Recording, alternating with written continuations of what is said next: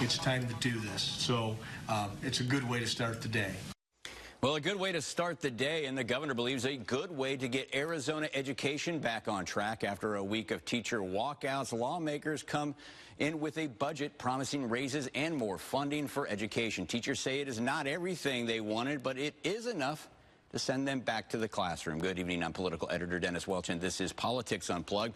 Lawmakers passed the budget early Thursday morning, and joining us now to talk about that process and what is in that budget is Representative T.J. Shope, Speaker Pro Tem of the Arizona House. Thank you very much for coming here. And look, you guys were asked to put this budget together. You were asked to pass this by Wednesday, Thursday, to get this done to end that teacher strike. Tell us how much this political pressure applied on you guys. How did it affect the process? Would we even be here without the Red for Ed movement? Well, I think that, to be fair, to kind of back up even further than that, the governor releases a budget back in January, right? Oftentimes in a normal cycle, you go from January right up until about May to build a budget, and it takes about that much time. When the governor released adjusted the 20 by 2020, we crammed about 5 months of work into about 2 weeks to do that. So, look, we had a lot of folks down at the Capitol on a daily basis. I think they were heard loud and clear. We went ahead and we pushed as quickly as we could. Can't reiterate enough. I mean, a couple of weeks worth of work that usually takes about 4 or 5 months, and I think we did a good job. Yeah, at the beginning of the year, the governor is saying, legislature saying, you know, we got enough for a 1% raise. That's all we have. Then he comes back and says, well, we're going to give you the 20% that you're asking. I mean, what's the public supposed to think about that? Were you just holding out on them, or you know, how did you come up with the money? What the public needs to know, and what the JLBC and even the CBO, the Congressional Budget Office, keeps showing us, is that the numbers look amazing. We had one of the best springs as far as receipts and sales tax that we've had since the mid-2000s. Each month was coming in double digits above forecast. Money was flowing into the state.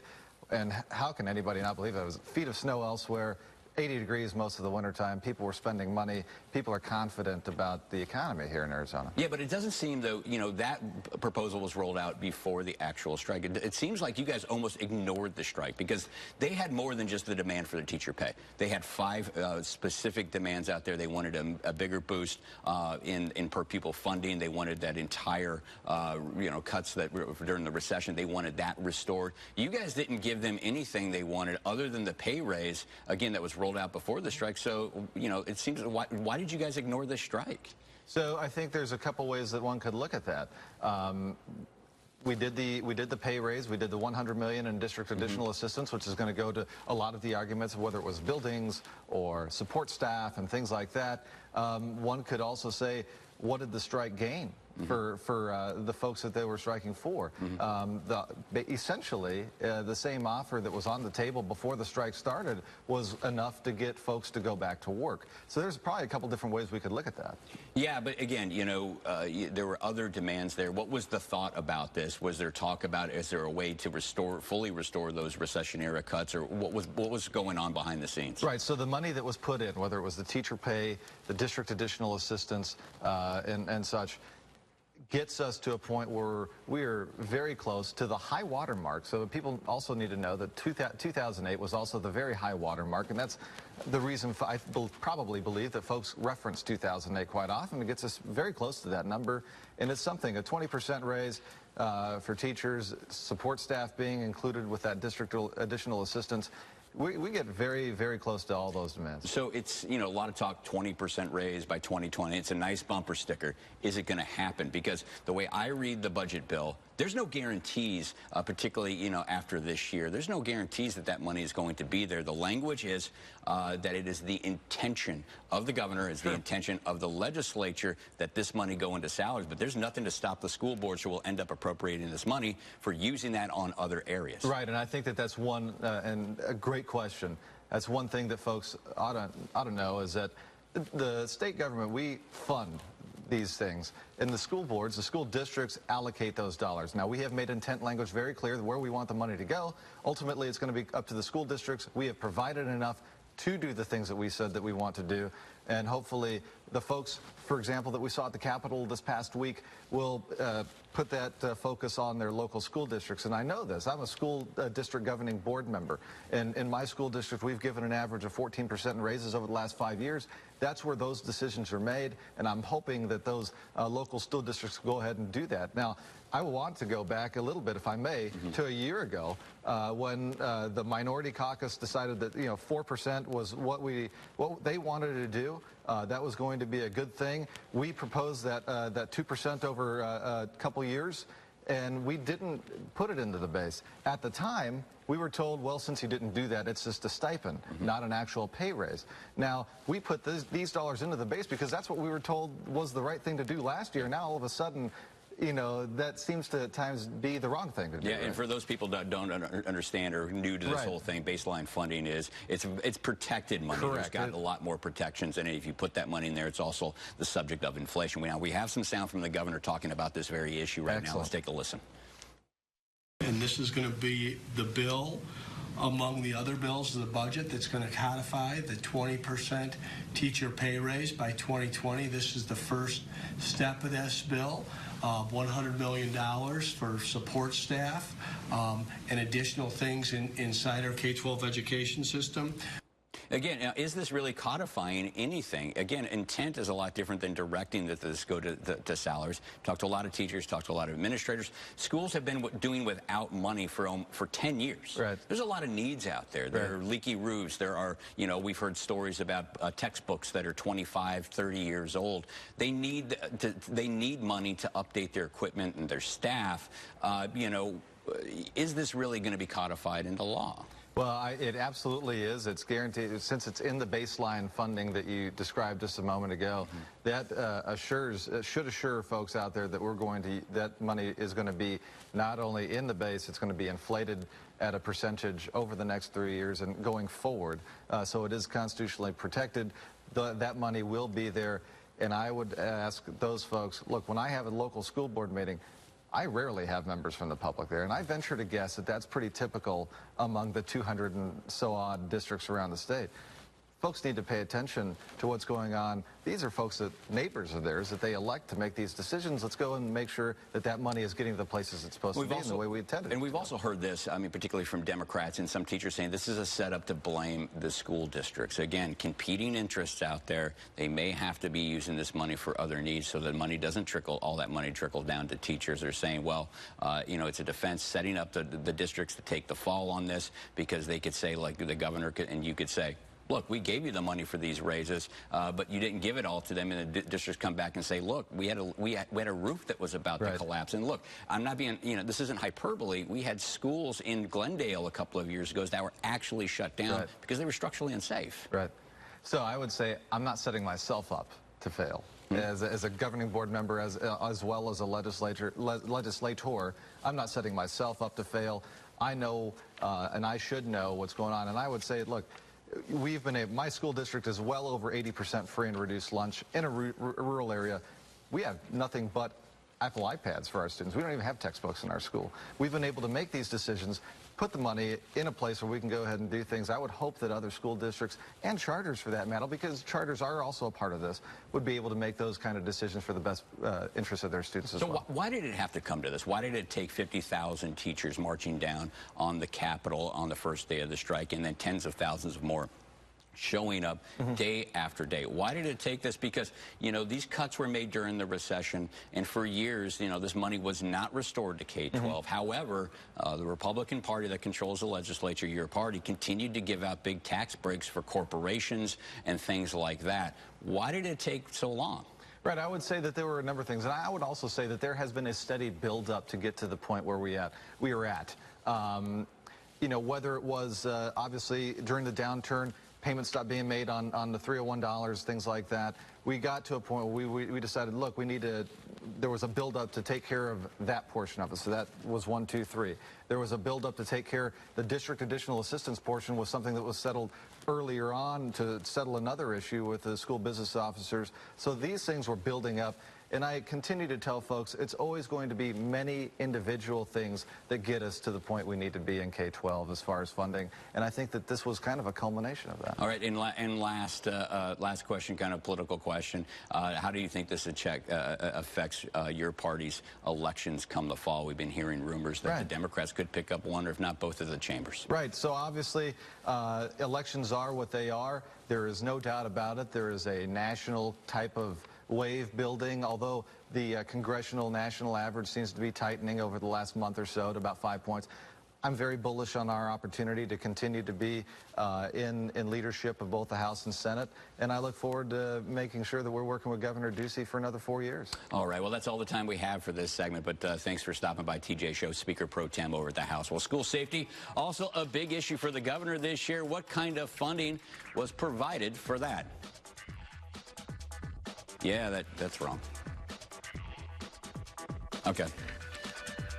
And we have more Politics Unplugged just ahead, and while lawmakers may have put more money into education, some advocates say we need more, and they have an idea who should pay for it. It's on individuals who make over $250,000 or couples who make over $500,000. So roughly 99% of Arizonans would not see an increase to their income tax. A closer look at a proposed ballot initiative that asks the rich to pay more for schools. Just ahead on Politics Unplugged.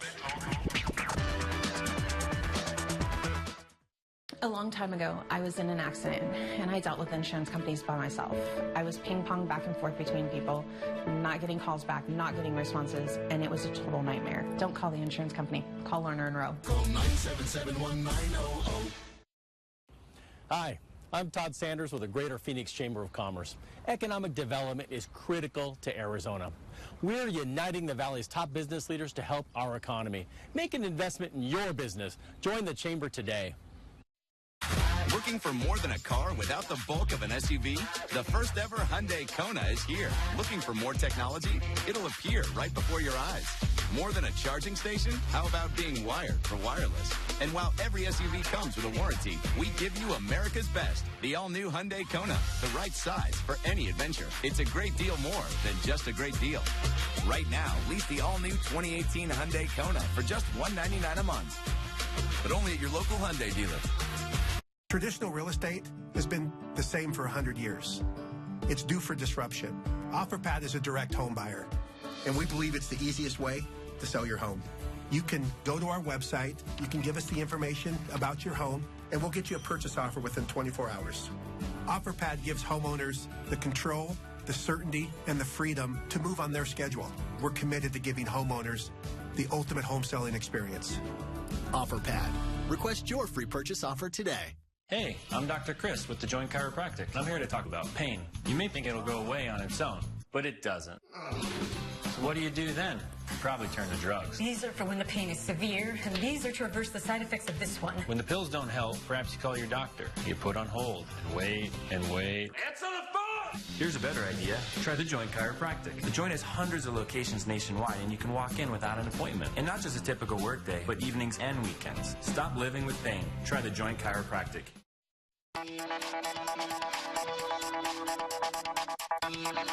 They're still not doing enough, that's for sure. But we need them to at least do this much right now, and we'll be ready to go back by Thursday. Well, teachers may be back in the classroom, but the battle over education is far from over. Advocates say even with the additional funding and teacher raises in place, Arizona needs more money in the system. And they have a plan to raise that money by raising taxes on the wealthiest among us. Welcome back to Politics Unplugged. And joining us now is Dana Naimark with the Children's Action Alliance to talk about this proposed ballot measure that would provide a dedicated revenue source for schools. Tell us, what is this initiative being called and what does it do? This is the Invest in Education Act, and as you said, it creates dedicated revenue to put into our schools, our public schools.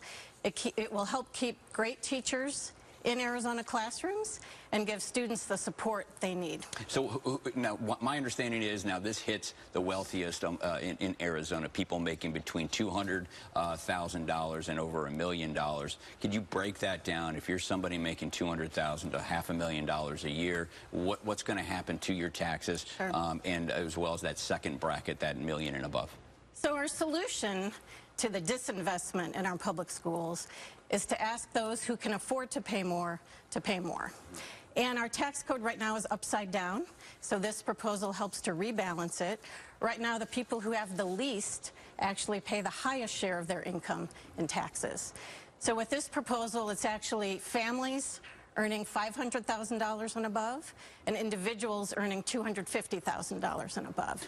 And they would pay a higher state income tax rate that would be dedicated specifically to public schools. Well, you're probably already prepared for this, but a lot of people are going to fight back against this and say this isn't fair to them. These are people that may be job creators and whatnot. This could slow the economy, slow people from moving here that, you know, do make higher incomes. Maybe they don't want to live here anymore because they're going to have to pay, you know, double the tax. Well, we know that investments in education are good for the economy. They spur economic growth, they strengthen our workforce, and give us a better economic competitiveness in the future. So that really unites Arizonans across the political scale, across income scales. People want to invest more in our public schools. Now, I want you to explain this. Now, in the past, when we have wanted to go out and raise money as a state for education, we've always looked at the sales tax. Why not go out and do that way? You know, it's even for everybody. Everybody's purchasing things and paying into this pot. Well, the main reason is our sales taxes are already high. We actually have very high rates. Many of our communities already pay 10% or more in their total sales tax, which is a burden on individuals. It's a burden on businesses. It makes some communities anti-competitive. We are in the high tier of the country in terms of sales taxes and in the low tier on income taxes. So our solution is to rebalance our tax code and to even that out and to ask people who can afford to pay more specifically for our schools. Okay, and now there's the technical side of this. You got to get on the ballot, and you're starting pretty late. You're going to have to collect about 150,000 signatures, right. 150,000 and some change by July 5th. That is a huge task. Where are you at with that process right now, and can you make it? Well, there's great enthusiasm, and I will tell you our biggest problem so far is getting the petitions printed fast enough to keep up with everyone who's asking for them. So there's a lot of energy in the community and across the state. It is a short time frame. This will be a grassroots campaign, so we're counting on grassroots energy to collect the signatures and to bring us over the finish line. Can you tell us roughly where we're at right now? I saw them collecting signatures throughout this 6-day strike with the teachers. You know, it seemed like, you know, if you guys didn't collect a whole lot of signatures there, it would have been a missed opportunity. Right. We did collect a whole lot. I can't tell you how many because we haven't had time to count them.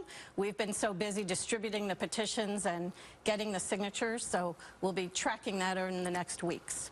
So my understanding, too, is that you guys believe that this is going to bring in about $690 million more, close to $700 million. Is that accurate? You know, where do you come up with this estimate? That's based on modeling from some national sources and our Department of Revenue. Okay. Now, this weekend, well, actually, we tape on Friday, so over the weekend, you guys are planning on holding some training sessions with teachers and the Red for Ed folks to go out and collect ballot initiatives, signatures. Is that correct? That's correct. So what goes into that? We're revving up the effort now that the teachers are back in school and students are back in school. We need to be out in the communities all over the state. So we're training people who want to carry the petitions and how to go and do that and collect the signatures. All right, very well. Thank you very much for joining us. But we do have more Politics Unplugged just ahead. We'll be right back.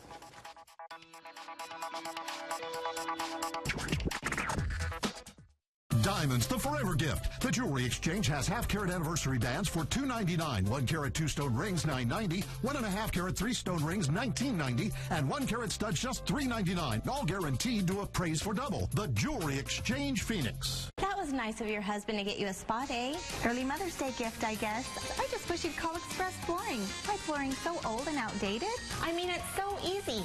Just call Express Flooring today and relieve your Mother's Day shopping stress. Save up to 72% on all in-stock carpet, tile, laminate, wood, or vinyl plank. And Express will even move your furniture for free. Thank you. Dennis, it worked. All she wants is for you to call Express Flooring. Express Flooring is the best. Call 800-EXPRESS. Never having been in a car accident, I had zero idea what I was doing. So Learn and Row kind of took that responsibility of mine and helped guide me through that whole legal process. I highly recommend Learn and Row to anyone who's been in a car accident. Call 977-1900.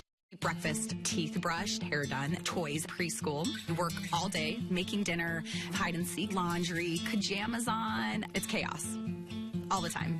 I would have a lot of knee trouble and then a lot of lower back pain. Then I found Good Feet since I've had my arch supports. They've really changed my life. The ability to be active all of the time, they're huge. They were really life-altering for me. I'm Sabrina, and that's my Good Feet story. See for yourself with a free personalized arch support fitting at the Good Feet store. Did you damage your car and don't have the time to go to the nearest shop or deal with insurance companies? Introducing NewLookCollision.com's mobile estimator.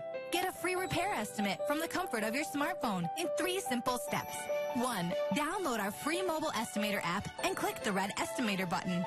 2. Snap a few pictures of the damage. 3. Request an estimate. We'll get back to you within 3 hours. Go to NewLookCollision.com's mobile estimator and let us do the rest. Start your mornings with TAS Raffles. Weekdays only on 3 TV. My life's journey has a steady rhythm and flow, with ups and downs as I go. That's why I power my life with multivitamins with folic acid. A daily multivitamin with folic acid helps my nails grow, hair shine, and skin glow. And it helps protect against birth defects if I have a baby someday. Catch your free vitamins and pass the word to a friend. Go to PowerMeAtoZ.org and get your free vitamins with folic acid now. That's PowerMeAtoZ.org to get your free vitamins. Brought to you by the Arizona Department of Health Services.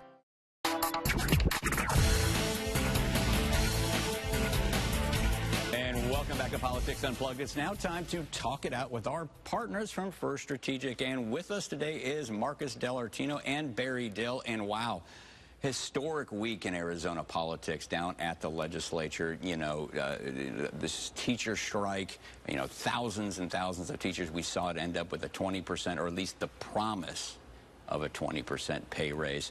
Marcus, I want to start with you. What's going to be the lasting? What's going to be the fallout? What's this all mean moving forward in Arizona?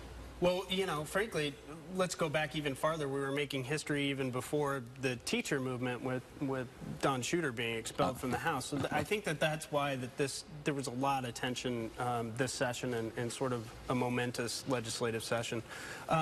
You know, what it means moving forward is, look, the teachers have formed a movement, and I think that's important, keeping a track of important education policy moving forward at the legislature. I think that they're getting a raise. I think that there's going to be improvement in technology in the classrooms and school resources, and you know, it's all good. I think you're focused around what's it mean for Republicans this election. If I'm reading into the tea leaves, we can get into that in a little bit here, but you know, we'll hold short. We'll get into that. But, you know, but Barry, I mean, obviously, what was really accomplished by the strike? It seems like teachers had already gotten the governor was offering up that proposed pay raise before any of this happened, and really nothing changed after that. The governor did not give in to any other demands. You know, they had a total of 5 demands. It included more money for support staff. It included a moratorium on tax cuts and a restoration of those recession-era cuts. They got none of that. Well, Dennis, aside from the policy, what changed is that you really saw teachers who, over the years, haven't necessarily been the foundation of a strong grassroots effort. And that's what's changed in terms of their historical position in the political marketplace. Is that now they are a real faction to have to be dealt with. Now, having said that, my feeling is they almost pushed it over the limit. They got right up to the line where they could have been perceived as being pawns for others' political motives. So from that perspective, it ended, I think, right on time before they push themselves over the limit. And let me ask you, you see the governor Friday morning, he is, you know, touting this as a big win, but does he really deserve credit for this? He started the year with offering a 1% raise, and it took you know, thousands and thousands of teachers, an enormous amount of political pressure for him to move the needle on this. Dennis, I'm glad you brought that up. So let's be clear about this. This discussion didn't start in January. In fact, it started in the off session, and I can name the people that were in the room. Sure. A lot of superintendents and a lot of people meeting over the lawsuit. And the governor was interested in settling a lawsuit, and that meant putting more money in the classrooms, and they were having the discussion about how best to do that. During that process, the new revenue numbers were established, and that's when the governor said, look, we've got more money, let's put it into the classroom. So that's in fact what happened. But I don't want people to think that education was not being talked about before a week ago, because that's just inaccurate. Mm-hmm. But, I mean, do you think, Barry, I mean, the governor, he's taking credit for all this. Again, he started off the year with a 1% offer of a 1% pay raise. The conversations may have been going on before that, but the bottom line is he went from 1% to 20%. It was like he was, you know, kicking and screaming. Right. Well, you have to add the political dynamic into, did it help enhance the governor's re-election prospects or not? My feeling is it has not. If you were predisposed to be a Ducey supporter before, even before the session started, you're probably still a Ducey supporter. If you were predisposed to not be a Ducey supporter, you're probably still not. I do want to interject on that, though. I do want to interject on that. I do want to interject on that. Do teachers look ungrateful? I mean, this is a guy who is promising, is delivering on a raise at this point, yet I saw teachers out there writing that they were giving Ducey F- on handling this issue. That seems ungrateful. If you look at those grades on the lawn, you have to fully admit that everybody who received an F was a Republican and everybody who received an A was a Democrat. Well, so of course, but Republicans have been running the legislature for 10 years. They're the ones that have been passing the budgets that got us to this situation. We're elated at a 4% raise last year, and that record exists on video. And this was a partisan budget and a partisan deal that the teachers did not like. Why wouldn't they give them a bad grade? Listen, at the end of the devil's day, advocate. Yeah, it's an odd dynamic. The Democratic caucus, by large numbers, voted against a 20% raise for teachers. I find that a little bit bizarre. Voted against putting more money into the classroom, and yet had no numbers as to where they wanted to be. But we're elated over a 4% raise last year. The teachers with this movement, the people who are putting the political pressure that made the needle move on this issue, the people out there wearing red shirts, they didn't like this budget. Democrats were voting in line with them, correct, Barry? Well, yes, but let me give a shout out. There were 4 Democrats in the Senate that voted for this budget, and one of which is Steve Farley from Tucson, who's running for governor. And the perception, of course, out there is that Dr. Garcia was the one who's his opponent in the Democratic primary, was the one that was trying to egg everyone on for more, and came close to that edge that I was talking about. Let me ask you then real quick. We talked about the political dynamics. I want to kind of delve a little deeper into that. Red for Ed, they say that they're going to take this into the November ballot. What is the legislature going to look like? Is this going to have a big effect? What are we going to see happen? Could Democrats take one of the chambers down at the legislature? Look, I will say that the Red for Ed movement will have an impact, but not in the way that is being described. And how we know that is looking at we've been studying elections since the president was elected. There's been a series of special elections that have gone on across the United States to fill congressional seats. And there's one thing consistent, and it's the same thing that showed up in the Lesko special district, and that is Republican women are not returning ballots. That is the impact that it will have on the election. And yes, I think one of those chambers is at risk. There it is. Big prediction there. Democrats take one of the chambers. But that is all the time we have tonight. Be sure to join us next week for more Politics Unplugged. Good night.